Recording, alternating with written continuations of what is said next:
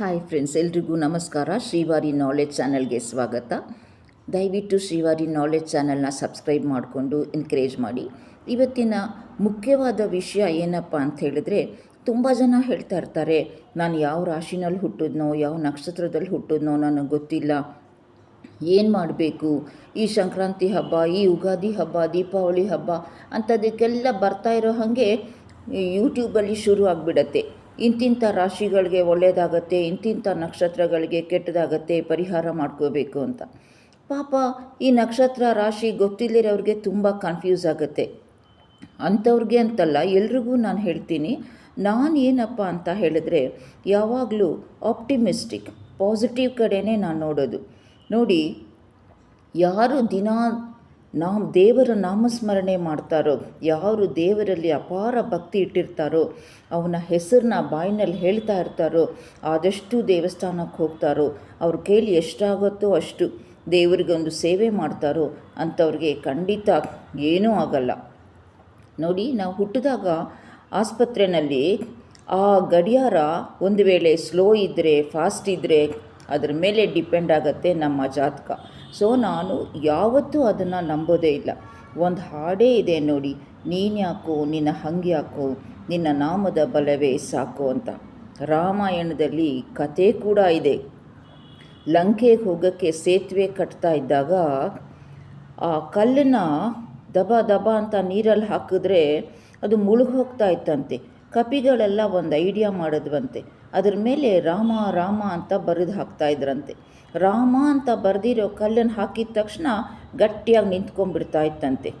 ಇದನ್ನೆಲ್ಲ ರಾಮ ನೋಡ್ತಾ ಇದ್ನಂತೆ ನಿಂತ್ಕೊಂಡು.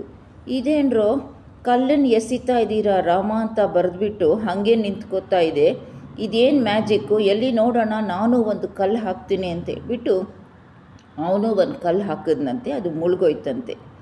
ಆವಾಗ ಕಪಿಗಳು ಹೇಳಿದ್ವಂತೆ, ನೀವು ಹಾಕಿದ ಕಲ್ಲು ಯಾಕೆ ಮುಳುಗೋಯ್ತು ಅಂದರೆ ಅದರಲ್ಲಿ ರಾಮನಾಮ ಇರಲಿಲ್ಲ, ಇದರಲ್ಲಿ ರಾಮ ಅಂತ ಬರೆದಿರೋದ್ರಿಂದ ಆ ನಾಮಕ್ಕೆ ಬಲ ಜಾಸ್ತಿ ಇದೆ ಅಂತ. ಹಾಗೆ ಯಾವಾಗಲೂ ದೇವ್ರನ್ನ ನಂಬ್ಕೊಂಡು ಮುಂದೆ ಇಡಿ. ಯಾವ ರಾಶಿಗೆ ಒಳ್ಳೆಯದಾಗತ್ತೆ, ಯಾವ ನಕ್ಷತ್ರಕ್ಕೆ ಒಳ್ಳೆಯದಾಗತ್ತೆ ಅಂತ ಕೆಟ್ಟದ್ದು ಒಳ್ಳೆಯದು ಹೇಳೋಕ್ಕೆ ಅದು ಹೇಳೋರಿಗೆ ಗೊತ್ತಿರಲ್ಲ ಅಂತ ನಾನು ಅಂದ್ಕೊಳ್ಳೋದು.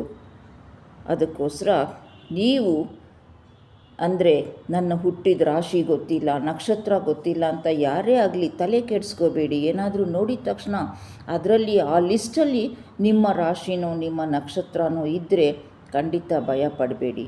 ದೇವರು ಎಲ್ಲರನ್ನೂ ನಡೆಸ್ತಾನೆ. ನಾವೆಲ್ಲ ಅವನ ಮಕ್ಕಳು, ಯಾರನ್ನೂ ಎಡು ಬೀಳೋಕ್ಕೆ ಬಿಡಲ್ಲ. ತಕ್ಷಣ ಕೈ ಹಿಡ್ಕೊಂಡು ಎಬ್ಬಿಸ್ತಾನೆ. ವಿಡಿಯೋ ಇಷ್ಟ ಆಗಿದ್ದರೆ ಖಂಡಿತ ಒಂದು ಲೈಕ್ ಮಾಡಿ. ಇನ್ನೂ ಒಂದು ವಿಷಯ ಹೇಳಬೇಕು. ಯಾರ ಬಾಯಲ್ಲಿ ನಾರಾಯಣ ನಾಮಸ್ಮರಣೆ ಇರುತ್ತೋ ಅವರನ್ನು ಸದಾಕಾಲ ಅವ್ರ ಬೆನ್ನ ಹಿಂದೆ ಇದ್ದುಬಿಡ್ತಾನಂತೆ.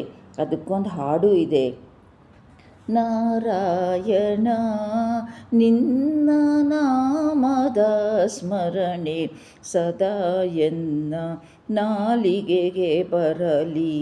ನಾರಾಯಣ ಕಷ್ಟದಲ್ಲಿರಲಿ ಉತ್ಕೃಷ್ಟದಲ್ಲಿರಲಿ, ಎಷ್ಟಾದರೂ ಮತಿಗೆಟ್ಟಿರಲಿ, ಕೃಷ್ಣ ಕೃಷ್ಣ ಎಂಬೋ ಅಷ್ಟಾಕ್ಷರ ಮಂತ್ರ ಸದಾ ಎನ್ನ ಕಾಯಲಿ. ನಾರಾಯಣ. ಸೊ ಸ್ವಲ್ಪ ಎಲ್ರಿಗೂ ಖುಷಿ ಆಗಿರುತ್ತೆ ಅಂತ ಕಾಣಿಸುತ್ತೆ. ಯಾವಾಗಲೂ ವಿಷಯಗಳನ್ನ ಬ್ರೈಟರ್ ಸೈಡಲ್ಲಿ ನೋಡಿ, ಆವಾಗ ನಿಮಗೆ ಭಯ ಇರಲ್ಲ. ಇದ್ರ ಮೇಲೆ ಕಮೆಂಟ್ಸ್ ಮಾಡಿ. ಧನ್ಯವಾದಗಳು.